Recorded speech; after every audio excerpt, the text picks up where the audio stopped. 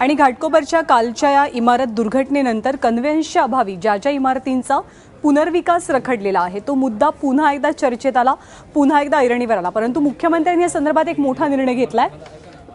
भोगवटा प्रमाणपत्र म्हणजे ओसी शिवाय देखील इमारतीचं कन्व्हेन्स आणि डीम कन्व्हेन्स करता येणार आहे। साई दर्शन इमारत दुर्घटनेवरती विधानसभेत बोलताना मुख्यमंत्र्यांनी ही माहिती दिली। लवकरच सहकार मंत्रालयाकडून या संदर्भातला GR काढला जाईल। राज्यातल्या लाखो इमारतींचं ओसी या कागदपत्राअभावी कन्व्हेन्स रखडलेलं आहे। दरम्यान मुख्यमंत्र्यांनी दुर्घटनेतल्या मृतांना आणि जखमींना सुद्धा मदत जाहीर केली आहे।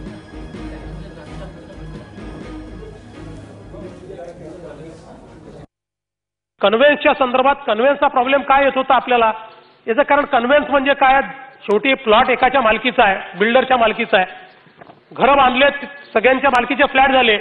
आता ती जमीन जी आहे ती वेस्ट झाली पाहिजे, म्हणजे ती या सगळ्यांची झाली पाहिजे, त्याला कन्व्हेन्स आपण म्हणतो। ओसी मिळाली नाही म्हणून कन्व्हेन्स मिळत नव्हता। आता याच्यामध्ये फक्त प्रोसिज्युरल बदल केलाय, ओसी घ्यावीच लागणार आहे, पण ओसी घेण्याच्या आधी देखील आपल्याला कन्व्हेन्स घेता येईल, डीम कन्व्हेन्स करून घेता येईल, अशा प्रकारची व्यवस्था केल्यामुळे आता ते जे सगळे भाडेकरू आहेत किंवा भाडेकरू नाही मालक म्हणजे ज्यांनी फ्लॅट घेतले आहेत ते सगळे आता अप्लाय करू शकतील, कन्व्हेन्स घेऊ शकतील, म्हणजे डीम कन्व्हेन्स करू शकतील आणि त्याच्यानंतर ओसी प्राप्त करून घेतील। त्यामुळे आता जो प्रॉब्लेम आहे की डीम कन्व्हेन्स झाला नाही त्यामुळे नवीन रिडेव्हलपमेंटला जाता येत नाही, डीम कन्व्हेन्स झाला नाही त्याच्यामुळे आम्हाला नवीन विकासक अपॉइंट करता येत नाही। यातनं अतिशय चांगला मार्ग आपल्या सहकार मंत्र्यांनी त्या ठिकाणी काढलेला आणि त्याचं नोटिफिकेशन ते आता काढतायत, त्याचा सगळा प्रोसेस त्यांनी केलेली आहे।